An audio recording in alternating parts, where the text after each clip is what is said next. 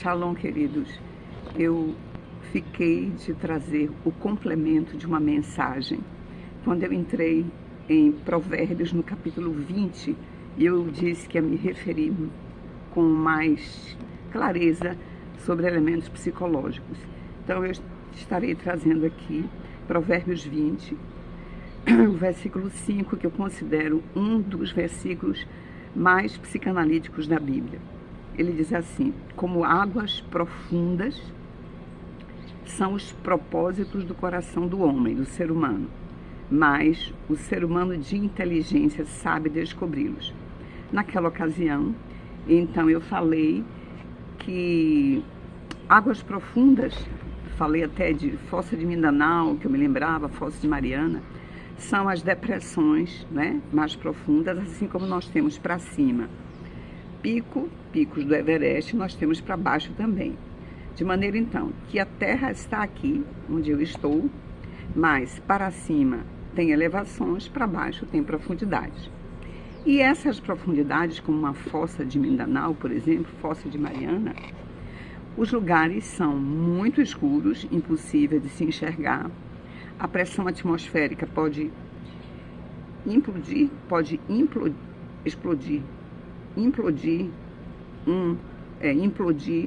um navio, um navio aquático, submarino, de maneira que a engenharia naval tem que ser expert, né, para fabricar um submarino e as pessoas não serem implodidas, virarem pó lá dentro. Mas o fato é que é um local que não é apropriado para a existência dos humanos. Há alguns poucos seres lá embaixo, sim, mas eles foram criados como organismo adaptado, inclusive para o escuro. Mas o ser humano não. E o que é que tem lá no fundo dos oceanos, nas fossas? Poderíamos pensar, por exemplo, que tinha um Titanic, né? Tem coisas como se fossem detritos, né? Eu vou chamar o resto de navio de detritos. Então, lá, além de ser um local inóspito, que quer dizer impróprio para a existência humana, também tem, além dos seres que vivem lá embaixo, não são seres de superfície, não são os peixes que nós conhecemos lá em superfície, mas são apropriados para aquele lugar. Pressão atmosférica imprópria para nós, é totalmente impróprio e é muito escuro, mas faz parte do planeta Terra. E nós temos essa parte que nós podemos pensar como nosso inconsciente. E na outra ministração eu lembrei que o Titanic, enquanto estava cá em cima, no oceano, esse navio muito bem preparado, sobre o qual se disse que nem Deus o afundaria, esse transatlântico afundou quando ele bateu, né, no que em cima se via uma partezinha de gelo. Aqui não sei nem se foi visto de longe, acho que nem foi, mas este gelo era apenas uma parte de uma grande calota que estava aqui embaixo de gelo, que é o iceberg. O iceberg, então, ele pode aparecer um pouquinho, mas cá embaixo ele é imenso.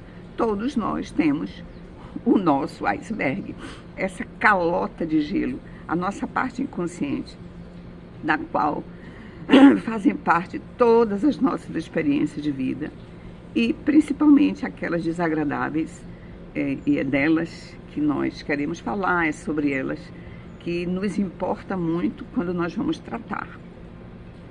Então Deus permitiu que esta calota daqui de baixo, de vez em quando ela apareça assim no nosso consciente, e ela aparece de algumas formas. Por exemplo, o sonho traz elementos que estão lá embaixo no inconsciente. A expressão lá embaixo nem é tão apropriada, mas que estão neste lugar, para além da nossa consciência. Este é o local onde nós não temos um acesso assim, eu vou me lembrar agora. Não é assim, né? Esse inconsciente, ele irrompe de vez em quando, principalmente quando nós estamos atentos e trabalhando o nosso psicológico. Então ele pode sair com mais frequência, Mas os sonhos, aqueles sonhos que não são sonhos espirituais de revelação, sonhos são linguagens do inconsciente. E um paciente, de vez em quando, o paciente traz o seu sonho para a sessão para analisar. Quando é este paciente evangélico, às vezes nós temos dificuldade de fazer com que ele entenda que aquele sonho não é necessariamente um sonho espiritual. Assim, não é todo dia que Deus fala através de sonho. Nós sonhamos todos os dias, mesmo quando nós não recordamos dos sonhos, mas nós sonhamos todos os dias. E, voltando, Deus não fala conosco todos os dias e sempre, mas os nossos sonhos diários podem estar trazendo elementos muito importantes da nossa história de vida psíquica. E é interessante, por exemplo, como é que nós sonhamos? O nosso inconsciente, ele tem leis completamente diferentes daqui da nossa realidade. Ele é atemporal. O que quer dizer isso? Eu posso sonhar hoje, quando eu já tenho 69 anos, sonhar aqui na piscina, que está aí junto, com o vestido que eu usei com 12 anos. Então, para o inconsciente, não há temporalidade, ele é atemporal, de maneira que ele pega o vestido de lá e me coloca vestida nesse vestido aqui. E aí, habitualmente se diz assim, e eu vou dizer, não diga não.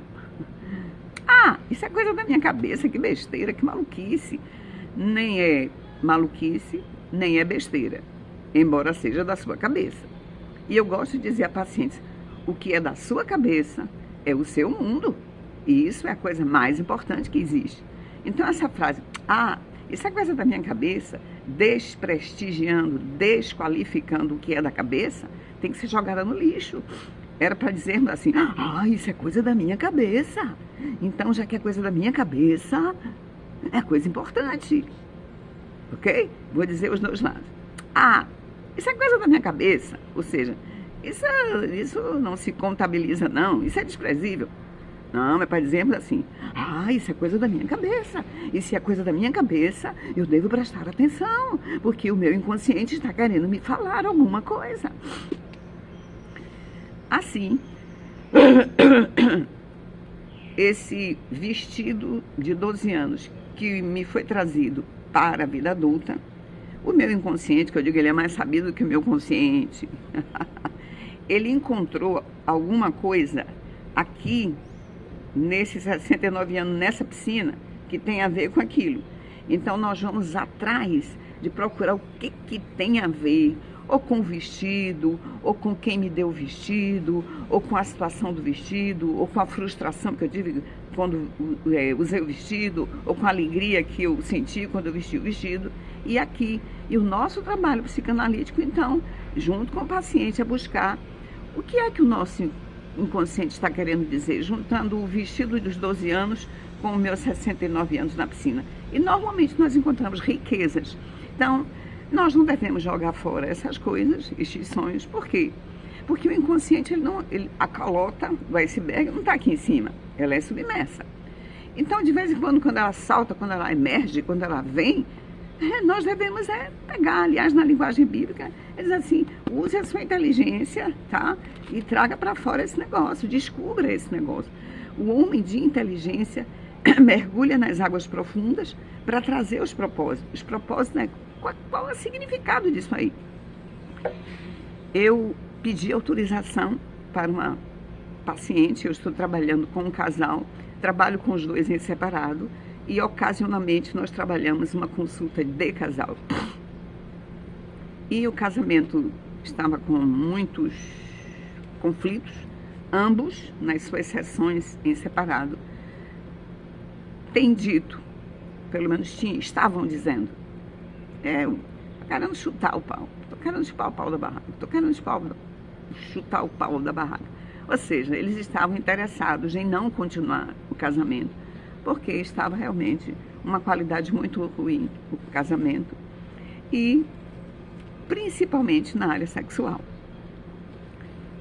E aí o marido reclamava, porque a mulher às vezes queria relação sexual só, sei lá, de mês em mês, e que fosse ela quem dissesse, vai ser agora ou não vai ser.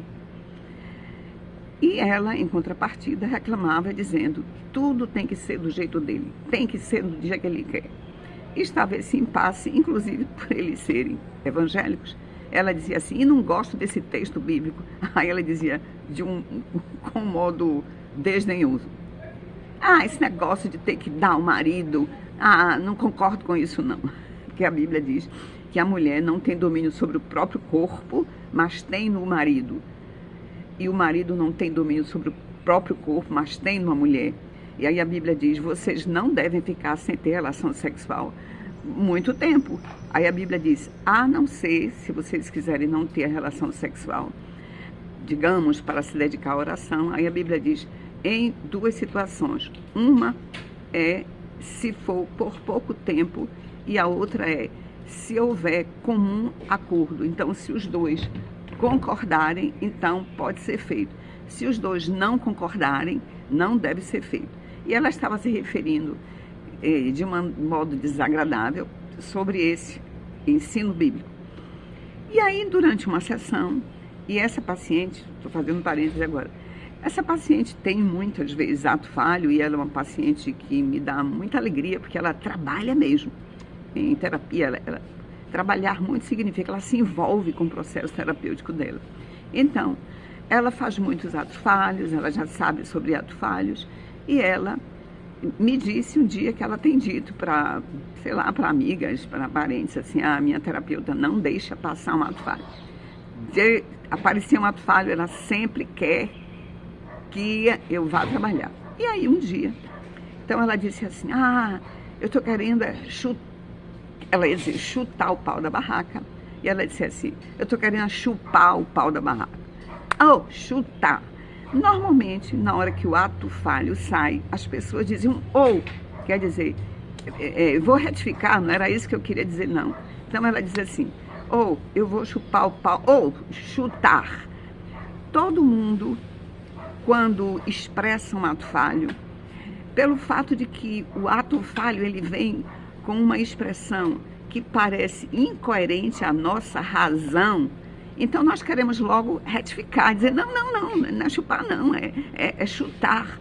Olha, chutar, de fato, era o que o consciente queria dizer, mas chupar é o que o inconsciente quis trazer. Só um minutinho. E aí, eu queria pedir um silêncio, que estão chegando pessoas aqui agora. Eu vou pedir, eu queria dar uma paradinha. Será que eu vou conseguir? Não, eu vou prosseguir, porque eu estou com receio que eu não saiba interromper. Bem, quando a paciente disse, eu vou chupar o pau da barraca e que eu faça a interdição, como ela já vem trabalhando atos falhos, então ela aceitou trabalhar o ato falho e chupar o pau é uma expressão que tem muito a ver, eu vou tentar interromper.